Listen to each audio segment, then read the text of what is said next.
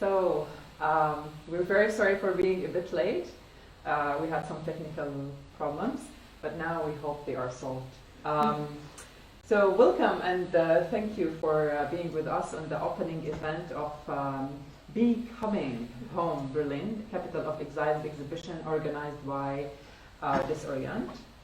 So the commemoration of 10 years of the beginning of the revolutions that swept the Arab world in end of 2010 brought with it lots of transformation, both social, political, and geographical, that took place in the Arab world. However, not only in the Arab world, but also in Berlin. Berlin has become, in the last few years, especially in the last 5 years, a center for a growing community of people coming from the Arab world, making it a home for their creation and for their work. And this exhibition actually brings some emphasis and puts the lights on Berlin as a city and how it actually plays this role within this community. So I'll start with first introducing mentioning the 5 artists who are participating in this exhibition. They are Ayat Najafi, Carmel Alabbasi, Mila Punch, and sorry for mispronouncing your name, and Muhammad al-Badawi, and Ruba Salami. And Mila and Carmel are with us tonight, and we will get to know them hopefully a little bit more and their work more. I would also would like to take this opportunity to thank the partners who have been involved in this project. Bulbul Berlin, where we are streaming tonight. Al Production Berlin, Yoon, and Aquarium Amsad Block. Hopefully I'm pronouncing the German names, and also would like to thank the 2 funders, Berliner Landeszentrale für politische Bildung and Berliner Landesstelle for this is a hard one, Löger Zusammenarbeit. And you will excuse my German. Okay, and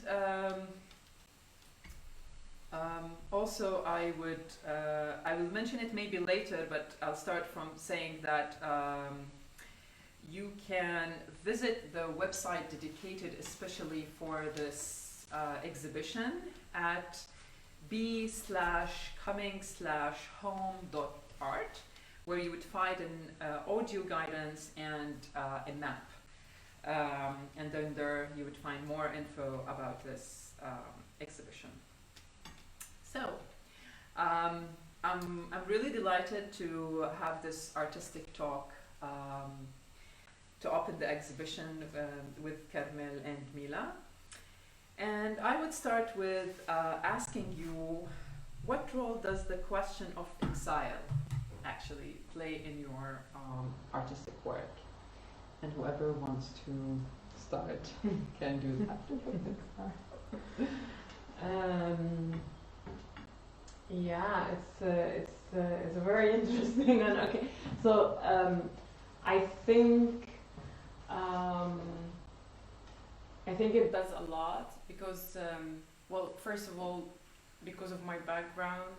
Yeah, and then you can tell us maybe about your background. it's yeah, because of my background, like as born as a refugee to start with. So I have a lot of displacement in the core of my works, always as a focus. And then of course it comes to the exile, because since I left back home Palestine, I never actually managed to come back, and I never managed to actually visit where I come from originally as well. So it's a whole mix of exile and displacement. It's like two layers on top of each other. And so it does actually, I think, like my whole works goes around that, more or less, because it played a big role of like shaping my identity, shaping my conceptual definition of home as well. Like, what is home? After all, when you are born in a place, grew up in a place, you are just moving around all the time. So what is home at the end? Yeah. So the exile idea is in a way like it's a questioning as home for me as well, because how far I can go feeling in exile as well. This is a question that I always ask myself. Yeah. Mila. For me, I mean, similar like Carmel, it's for me in last couple of years actually it's entering my work much more than in the past. But since I left Bosnia, where I was born during the war, but I left in 2015, but it's this idea of displacement and migration and forced migration was always around me, and many of my relatives moved away, and this was just one of my realities, how to perceive displacement and how to perceive borders of Bosnia that just extended much further.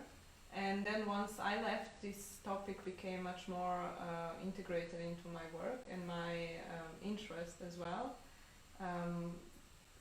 Just experiencing through my own everyday life, and now also questioning this idea of or concept of return and what would that mean, not just in a physical way, but also in a way of its maybe impossibility or potential, or what would just this notion of return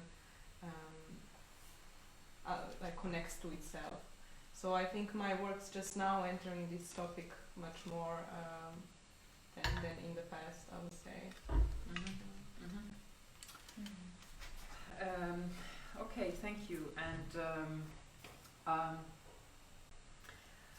so my question to Carmel, there has been a debate about the significance of the city of Berlin as a place that actually houses exile communities, and particularly Arab exile community. So I wonder, how is your take on this, your experience with the city and being part of this community? Yeah, I mean, it's like that was one of the reasons I moved to Berlin. Really? First of all, like that was one of the reasons that I moved to Berlin, was that after 2015 I started to feel that most of the cultural big events and figures as well are actually moving to Berlin. And it felt like okay, of course, like in social media as well, you feel it like, okay, this is the second Beirut happening now. So I was like, okay, I want to check this out, like, you know.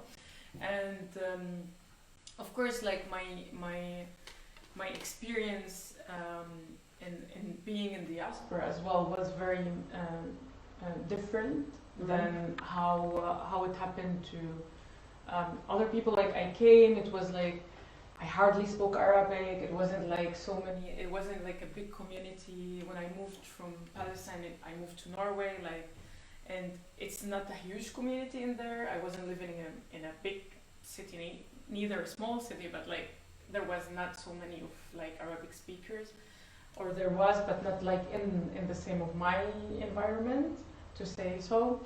And then later on, when I moved to Barcelona, it was as well like very, very limited. So I was actually missing the feeling of going to actual events of Arabic-speaking events. In the term of like, oh, I can watch a film in the cinema in Arabic. I can watch a theater play in Arabic, like in actual theater, actually, not like on a computer. So that was the reason I moved here, and when I came here, it was very interesting because at the end I was questioning the Arabic term as well, because after all we have all these ideas about like the Arabic, you know, the whole nationalist of like, you know, the whole Arabic, but then you come here, you meet people from different places, or like countries that they speak Arabic, and then you find like core difference in cultures and total different accents that you barely understand as well, and you keep actually on the floor to understand the core differences and the richness actually in those nations. It's not only about that we speak a common language, because sometimes it's not only enough as well, like we barely sometimes understand each other, but like because of different like Darija and dialect and blah blah blah, but it was very enriching to meet actually, and to even taste all these like different foods that are happening as well in here, because yeah, like in Norway or in Barcelona I was stuck as well again to the Levant area, you know, culture. Syria, Lebanon, Palestine, and then it's again very similar. But and you find it here more mixed? Of course, yeah. I got to know Sudanese, I got to know Tunisians, I got to know Algerians, I got to know Moroccans, I got to know Gnawa, I got to know like so many different. And I wonder, because you mentioned the fact that you were actually you came here after realizing that this place is rich with maybe well-known artists. I wonder if this was like for a young artist like you, if it was intimidating at like certain points where you would think, wow, I wouldn't find maybe my place within this like huge crowd, or I don't know. Yeah, I'm a young artist, but I'm an old soul, so I wasn't really much thinking about that. Like, no,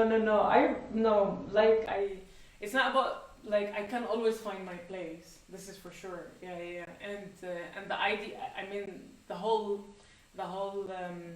awesomeness about art is that you always have a place.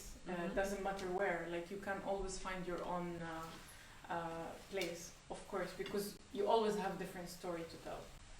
Never mind, like if you have so many different Arab people around you and they are producing art, you're gonna tell different story, whatever. So it's I mean that was never. Like a thought, no, it was okay, no. Yeah, but interesting, this uniqueness. Yeah, of course, yeah. No, great. So, Mila, in your work, generational differences play quite a huge or an important role, and how do you see this generational tension actually being manifested or being projected when we talk about migration or exile communities? Well, my works are really based on my personal experience, and of course this generation differences when it comes to migration also comes from personal observation of how it behaved, let's say, in my family. And since I'm the generation that is born during the war, so we don't recall like war itself. We are just, I became aware of myself in the situation that was left afterwards. But the work that is presented in this exhibition, I'm talking with two of my aunts that moved in early 90s to Germany, to Frankfurt and Darmstadt. And then I left also Bosnia. I cannot say that it was fully choice on my own. It was also forced by certain aspects that, let's say, cultural life and artistic life in Bosnia and, let's say, Balkan area after 90s was challenged and almost impossible to do what you would like to do. And also this generation, my generation that came into this gap, that if you have certain interests that are not directly connected to the horrors that were happening at that time, it was always not heard, because it's still very sensitive topic and everyone expects you to speak about this, but we had also many other parallel voices that we wanted to, and the topics that we wanted to speak. So I think to move from there was also, for me at least, interesting to get a different perspective. And this generation gap, like in my work, is important to, I think at the end of the work we come to this conclusion that when it comes to migration, the reasons for leaving might be a bit different, but then the situation that you're facing here are not so much different. That sooner or later you will face similar problems when it comes to so-called integration concept, or how to modest your culture, your language, your behavior comes at on the same level. And I figured that out just when I came here. From position of being in Bosnia, I could just have one side of the coin and thinking that somewhere else life is better, as we live in perception of so-called West. But then you go and see the other side of the coin, and like, you know, this is just mirage, there is no better life anywhere. And it's just you learn your own value in a different way. So you think the picture that is being drawn of Berlin as like a welcoming, open exile center. So you are saying there's... I mean, it is maybe more, I mean, I didn't live in others, I lived in Weimar actually, like, I mean, but Weimar, it's a very specific case and city to live in, and it's, of course, maybe it's more open than other cities, I would say, but like in my perception, when I lived back in Bosnia, like most of Balkan diaspora, they were moving to Western Germany. I never heard of someone moved to Berlin in generation that were, let's say, generation of my parents or grandparents, but younger generation like mine, like 90s and 2000, or maybe a few years older than me, they moved to Berlin because it had a different energy and certain freedoms that they could enjoy. And I think I came here and not where my family lives in Germany because of friendships. And I think I'm in this certain part of life that I actually would like to, you know, get on my own and experience my own and make my own decisions about this city as well. Yeah. Okay, thanks. So back to you, Carmel, and if you feel that there is a particular let's put it this way, like particular importance or shadow of art, like art being done in exile. I don't know, maybe in comparison to art being done back home, but if there is something particular to this kind of artistic creation. Yeah, I mean, like,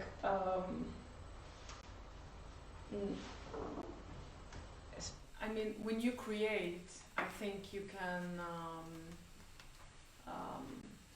I mean, because the feeling of exile, you can actually have it at home as well. Let's start with that. I mean, that's why we had revolutions from the beginning. Because you can absolutely feel like in exile at home, because you can't be your own self and you can't create what you want because of dictatorships or because of religion or because of this and that, and then it's an exile for your own soul, basically. And of course, the movement always changed in the creation process, not because of the place you moved to. It's more of the movement process itself, like to move from a place to another and to see different vibes, different people, environments, energies. Yourself changes and the creation process changes along with it. And so of course it does create different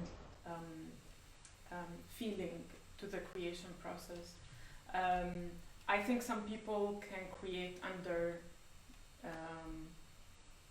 like pressure or under certain circumstances way better, and then some other people know they need more of a space and freedom and more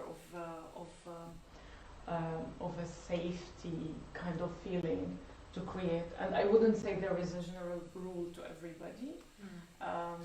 Me myself, I like how I started with the whole creativity process. It was by writing. I used to write poems back home, and that was my dream, like to be a poet. And then the moment I left, and I think the moment the whole very dramatic life, a little bit just over everyday life, just disappeared. I couldn't write anymore. I lost it. I lost the kind of need. The furor. Exactly. I lost it, and then I tried many times, and then I was like, I can't do it, and then I decided to use writing to support my other creative processes. But so it depends. I think it depends. It's a very personal as well status, and it depends on your mindset, your situation. Yeah, how do you work as well, and yeah. So. This is related to another question or a thought that I had in mind. If we would actually, like, if you look back at your artistic creation, and you would be able. I mean, I don't know if it's like that straightforward and that available to one to really reflect on and conceptualize the artistic process. But say we can do that, I wonder if you would see differences between how you would create, like how you created certain arts in Scandinavia when you were living in Norway, and then when you were living in Spain, and how that feels maybe different than the things you are doing now here. Yeah, it does. It does feel different because of I think it's just because I moved here when I was already grown up enough in the diaspora, let's say it in a way, because like talking about integration process, like for instance when I moved to Norway I was already 22, and I was very much into the box. In the sense of like, you have to integrate, you have to speak Norwegian, you have to be Norwegian, you have to be like la la la. So I started actually to like, now when I look at myself back, like my experience, it was a very rich experience, but it was a pretty much of like white passing self, because it was like all about I want to be better, I want to speak this and that, and like I remember it's just funny and ridiculous that I was only speaking Norwegian to my sister. Like, hello, why? Like, you can speak Arabic here. I mean, and she was the only person that could speak Arabic actually around me.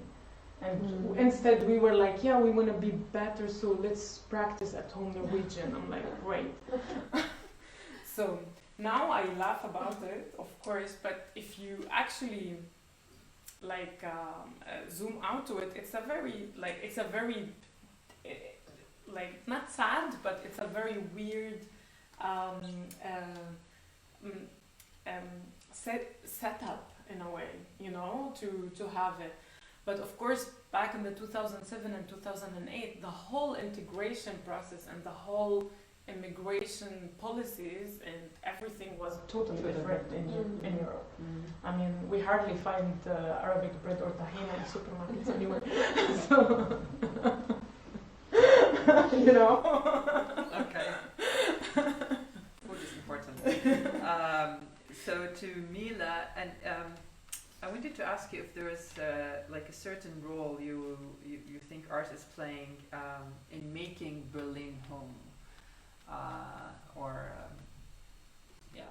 If art display Yes. or art? Your art, like your own art, in Um, making this place a home, a new home.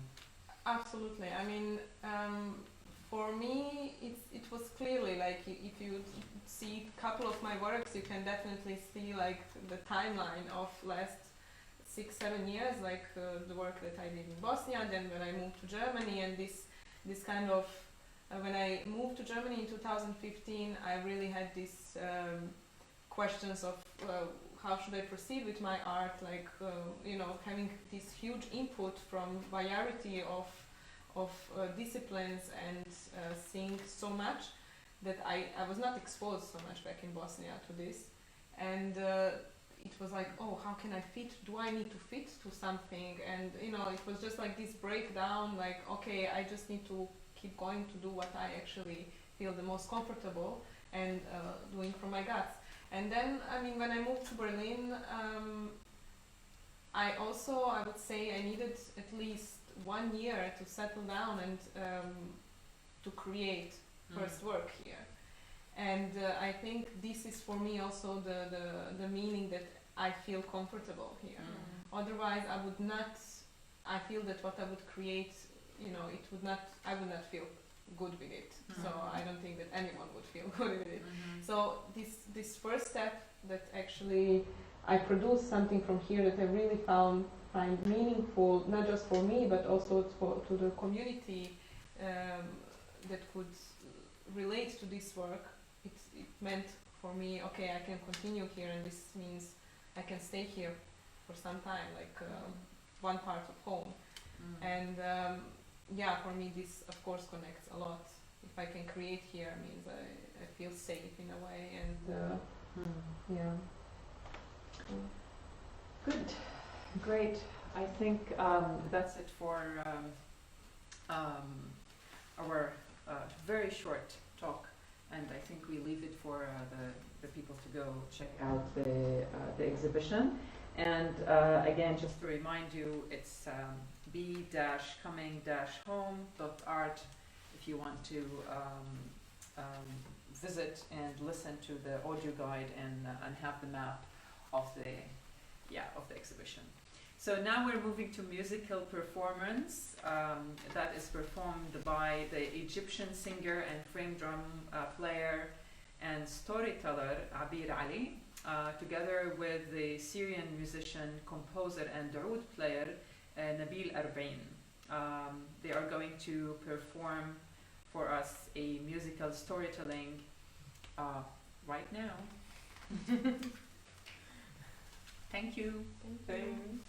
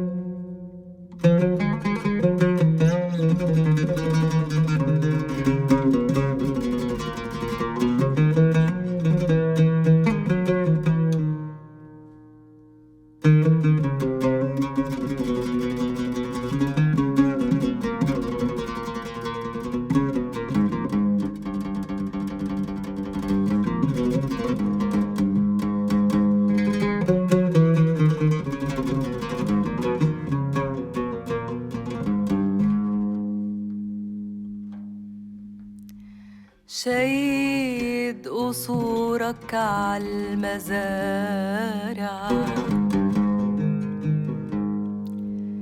من كدنا وعمل ايدينا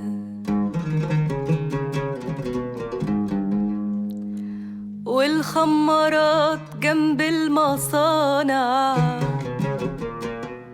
والسجن مطرح الجنينة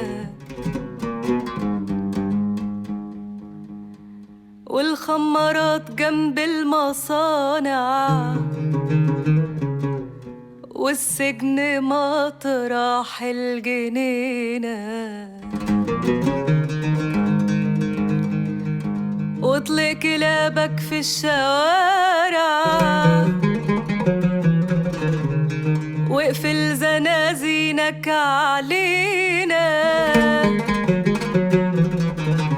واطلق كلابك في الشوارع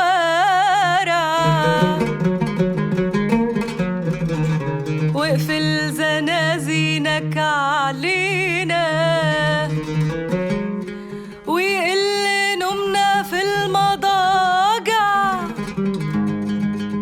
ادي احنا نمنا ما اشتهينا ويقل نومنا في المضاجع ادي احنا نمنا ما اشتهينا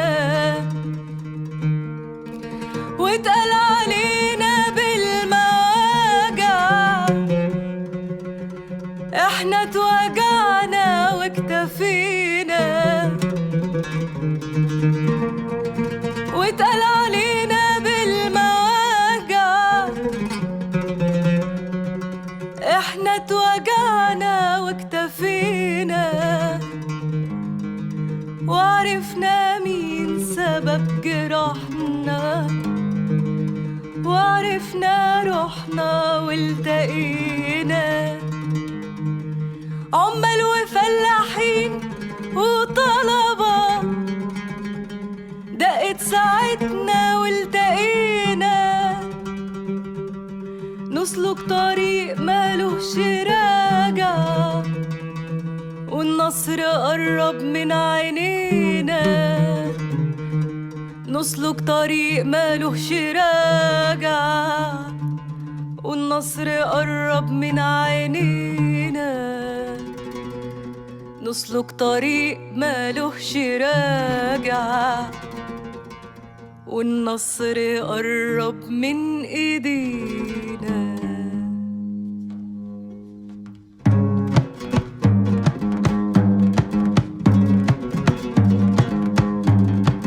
شيد قصورك عالمزارع من كدينا وعمل ايدينا والخمارات جنب المصانع والسجن مطرح الجنينة والخمارات جنب المصانع والسجن مطرح الجنينة واطلق كلابك في الشوارع واقفل زنازينك علينا واطلق كلابك في الشوارع واقفل زنازينك علينا ويقل نومنا في المضاجع ادي احنا نمنا ما اشتهينا ويقل نومنا في المضاجع ادي احنا نمنا ما اشتهينا واتقال علينا بالمواجع احنا اتوجعنا واكتفينا واتقال علينا بالمواجع احنا اتوجعنا واكتفينا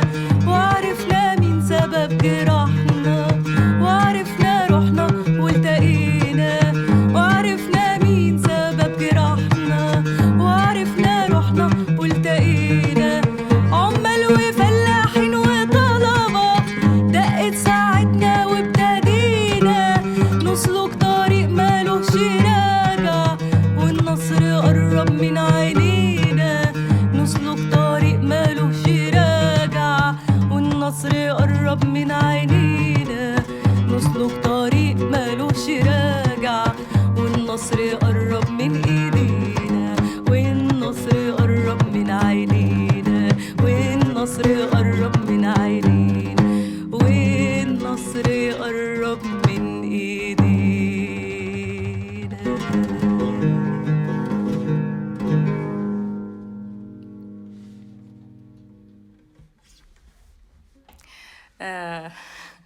Thank you, Disorient, for inviting us today. Thank you for making us taking a part in this lovely event and occasion. Today we are celebrating 10 years after our Arabic revolutions, celebrating Berlin becoming home. And what a lovely home, Berlin. Thank you, Berlin, for that.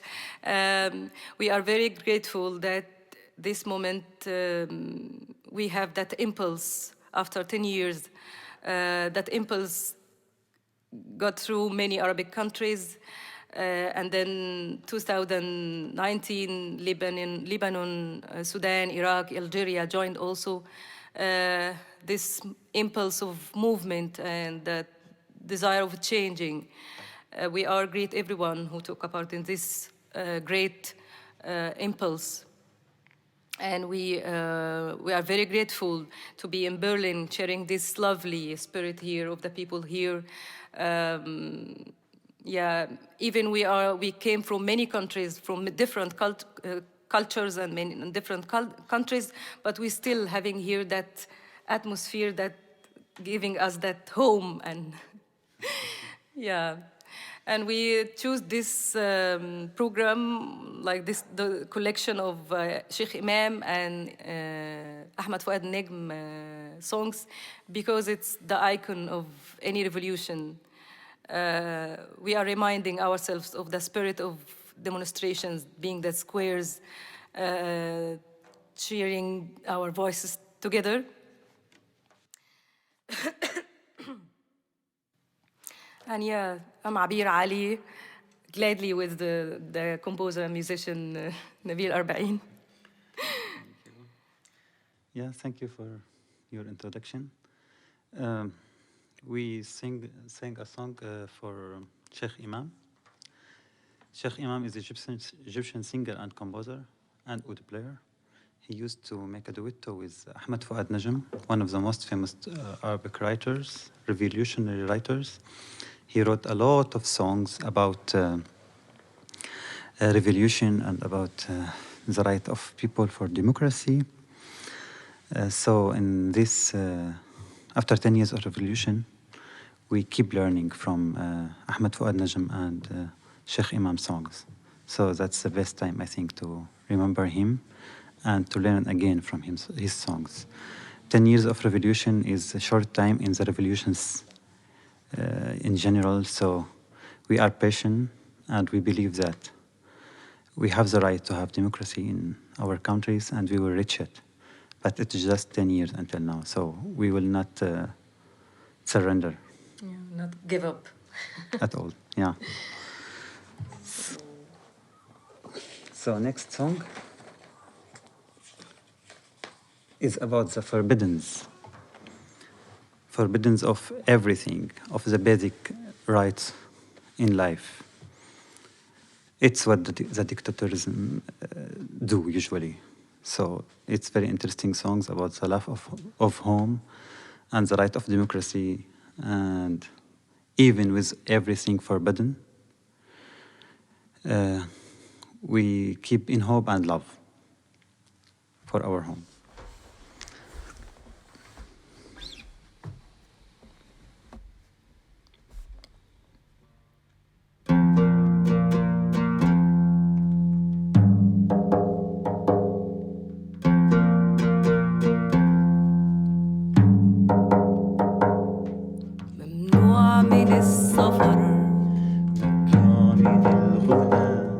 ممنوع من الكلام، ممنوع من الاشتياق، ممنوع من الاستياء، ممنوع من الابتسام، وكل يوم في حبك تزيد الممنوعات، وكل يوم بحبك أكتر من اللي فات، وكل يوم في حبك تزيد الممنوعات، وكل يوم بحبك أكتر من اللي فات.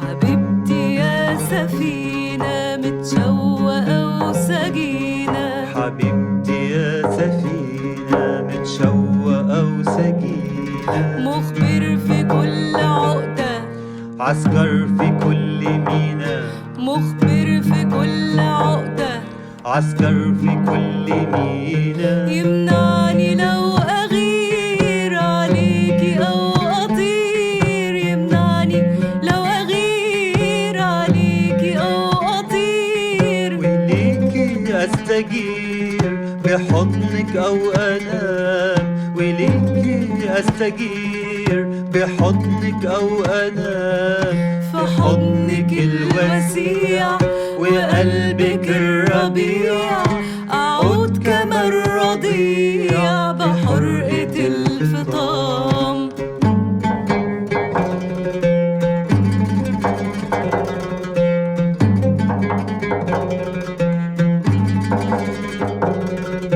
حبيبتي يا مدينة متزوقة وحزينة، حبيبتي يا مدينة متزوقة وحزينة، في كل حارة حسرة وكل قصر زينة، في كل حارة حسرة وفي كل قصر زينة. ممنوع من إني أصبح بعشقك أو أبات، ممنوع من المناقشة، ممنوع من السكات، وكل يوم في حبك تزيد الممنوعات، وكل يوم بحبك أكتر من اللي فات، وكل يوم بحبك أكتر من اللي فات، أكتر من اللي فات. ممنوع من السفر، ممنوع من الغنى، ممنوع من الكلام، ممنوع من الاشتياق، ممنوع من الابتسام، ممنوع من الاستياء، وكل يوم في حبك تزيد الممنوعات، وكل يوم بحبك أكتر من اللي فات، وكل يوم في حبك تزيد الممنوعات، وكل يوم بحبك أكتر من اللي فات، أكتر من اللي فات، أكتر من اللي فات.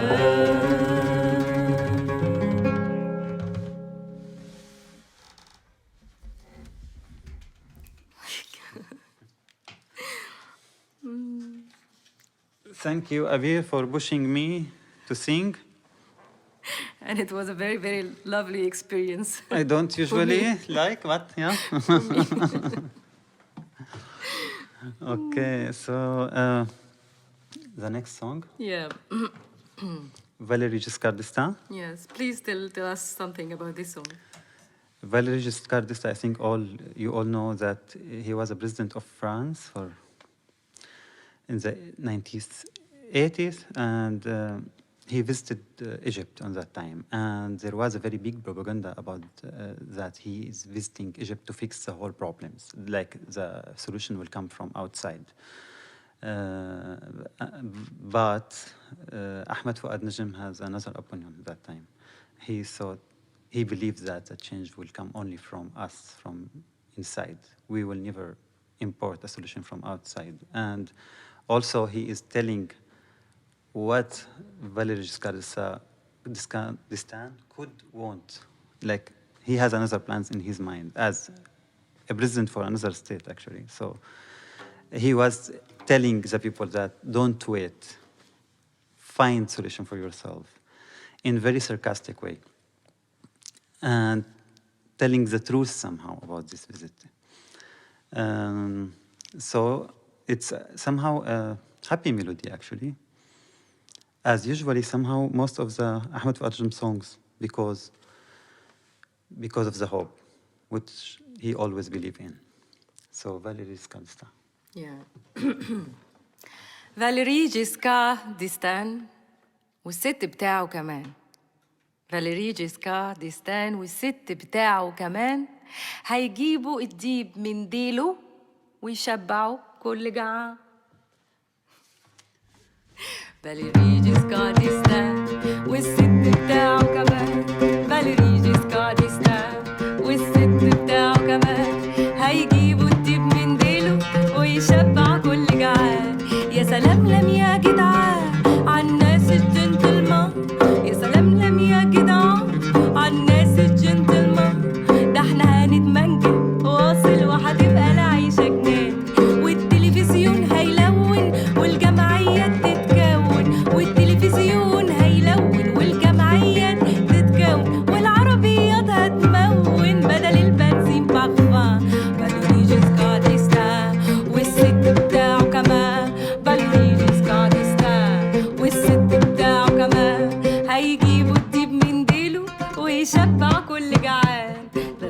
وهنعمل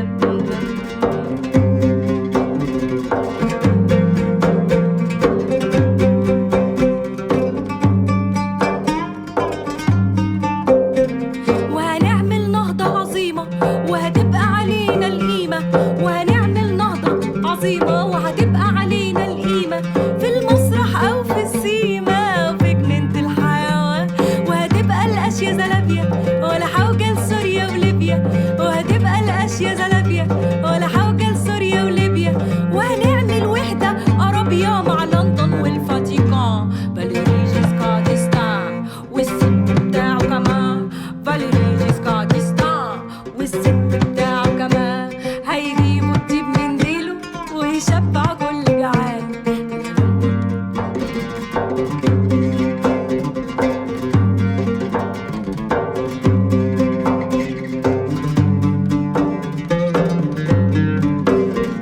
والفقراء هياكلوا بطاطا وهيمشوا بكل قلاطة، والفقراء هياكلوا بطاطا وهيمشوا بكل قلاطة، وبدل ما يسموا شلاطة هيسموا عيالهم جان، وده كله بفضل صديقي ديستان الرومانتيكي، وده كله بفضل صديقي ديستان الرومانتيكي، ولا حدش فيكو شريكي في المسكن والسكان، فاليري جيسكار ديستان والست بتاعه كمان، فاليري جيسكار ديستان والست بتاعه كمان، هيجيبوا الديب من ديله ويشبعوا كل جعان.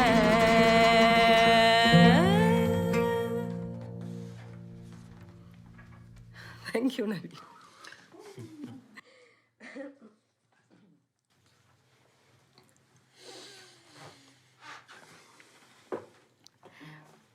What's next? البحر بيضحك ليه؟ البحر بيضحك ليه؟ اوكي، البحر بيضحك ليه؟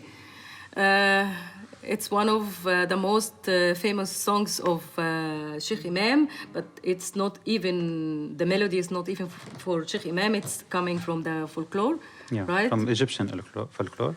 Yeah, I think there is a version of for Said Darwish. Yes. Yeah. I didn't find where this melody came from.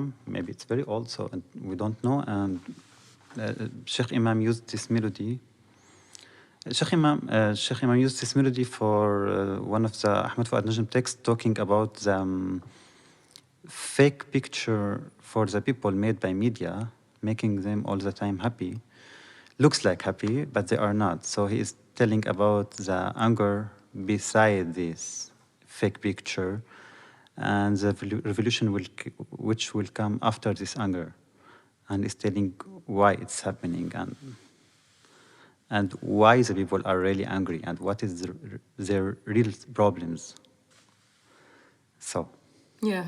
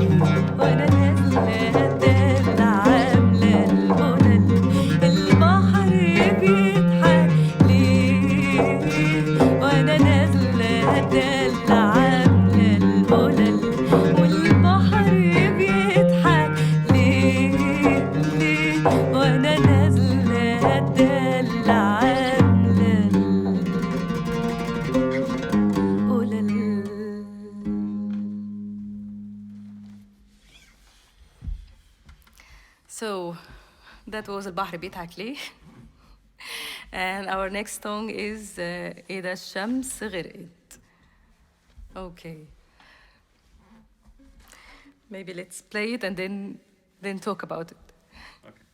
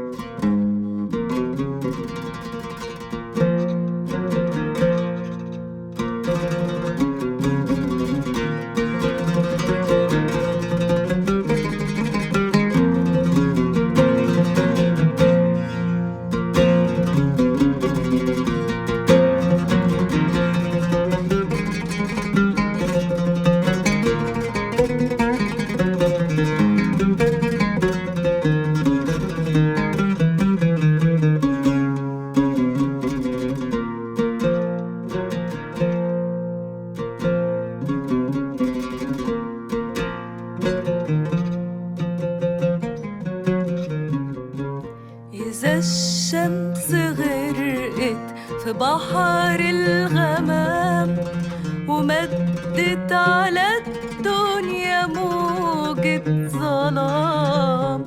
إذا الشمس غرقت في بحر الغمام ومدت على الدنيا موجة ظلام ومات البصر في العيون والبصاير وغاب الطريق في الخطوط والدواير. يا ساير يا داير يا ابو المفهومية مفيش لك دليل غير عيون الكلام.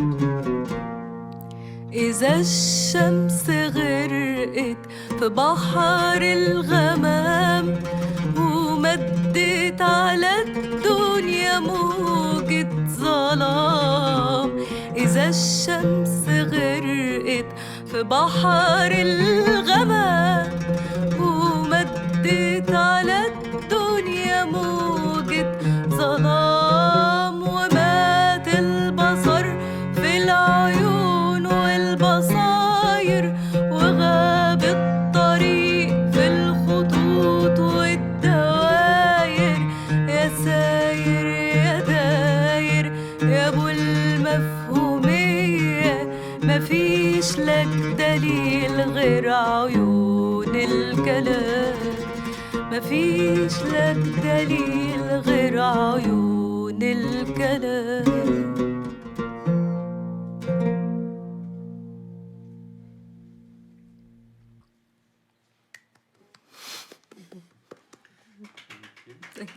Thank you, Abeer. Thank you, Nabil. Yeah. So, Let's our last. نتوب عن حبك. Okay.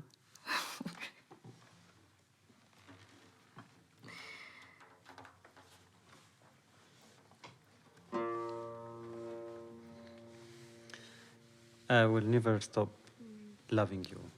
I will never give up. Yeah. These lyrics are not very clear. Is it for the lover or for home? Which makes it very charming.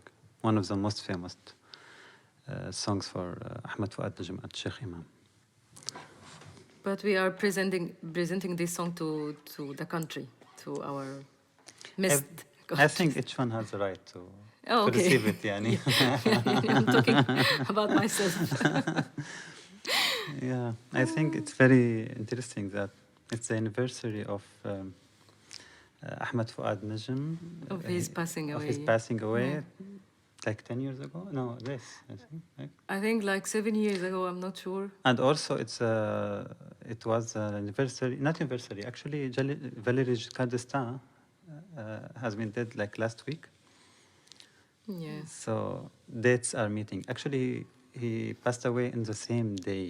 The 3rd of December. Yeah. Yeah. The same day Ahmed Fuad Najm passed away a few years before. Yeah. And it's the same time of the birth of the revolution. Luckily, Ahmed Fuad Najm lived still alive until the beginning of the Arabic Spring, the writer.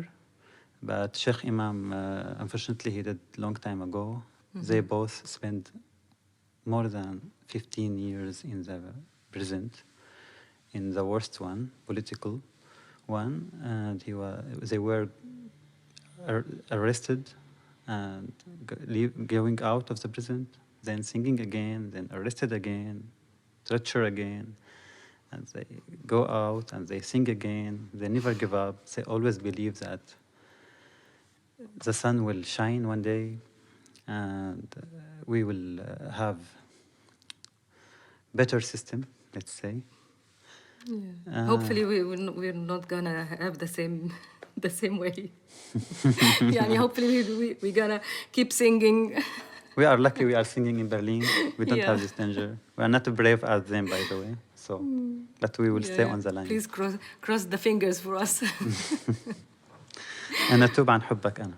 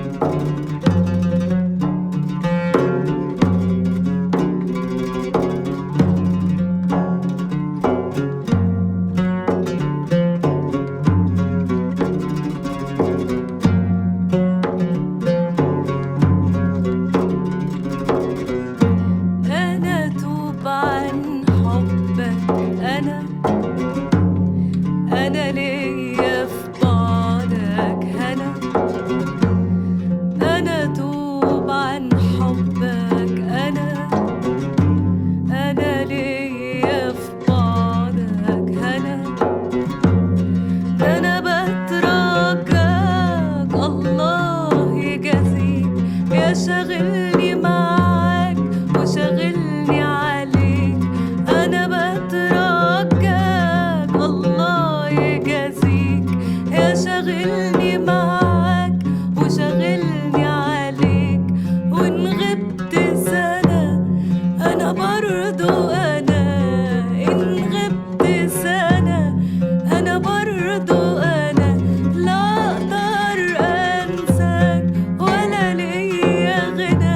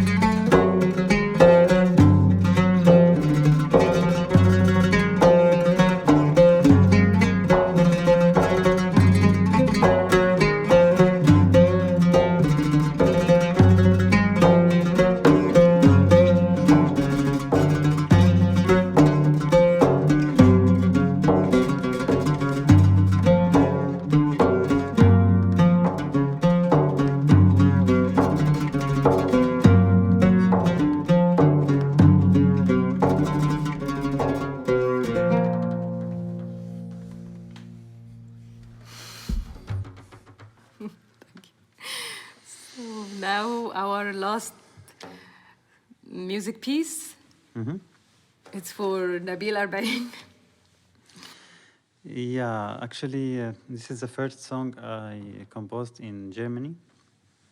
It's an instrumental song, and it has a story. Actually, I arrived to Berlin after 14 months of living Damascus, and my destination was Berlin. 14 months, it's not a short time. I spent a lot of time in many countries and different charming cities. But there was a very strong shock when I arrived to Berlin. Special, in very special street. I think you all know. And it has two names now. It's called Sonnenallee, Arabischstraße. After passing,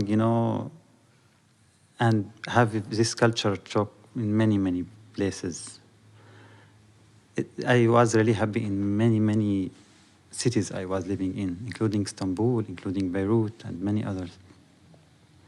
But being in the center of Europe, in the center of Germany, in Berlin, and seeing an Arabic street here, it was a great gift, actually, from the city. It was a great way of welcoming, of giving the feeling of home in Berlin. I really appreciate that, and I had the feeling that how much the society here and the culture is strong until the limit of not feeling worried about having other cultures. Really, like this kind of open-minded and open heart for all of us, wherever we come from. So finally, I feel like my destination was right, actually. I felt it. It wasn't only a mental decision. It became also emotional decision. And I'm happy to be here since 5 years now, and I'm happy that in a few days, maybe weeks, I will have a Berliner daughter. So I don't know how her connection with Damascus will be, but I'm sure her connection with Berlin will be stronger than mine, maybe, or as strong as mine. But I think also she will get the love of Berlin, the different perspective I have with Berlin, because I came from out. Yeah. So as a thanks for Berlin, I wrote this song. I called it Sonnenallee, Arabischstraße.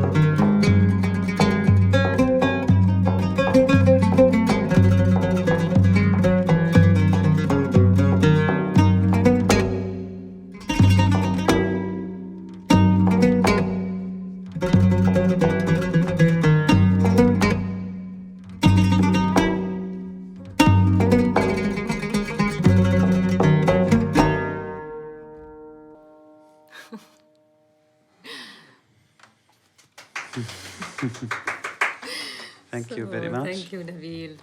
Thank you, everyone here. Thank you, This Orient. I hope I hope the audience or our lovely audience through the platforms like our performance today. Thank you again, and I hope that the event itself gonna take the whole appreciation and success. Thank you. Hopefully next time we will meet you in person on the stage. On stage, please. After Corona. Missing you. Yeah, thank you. Bye. Ciao, ciao.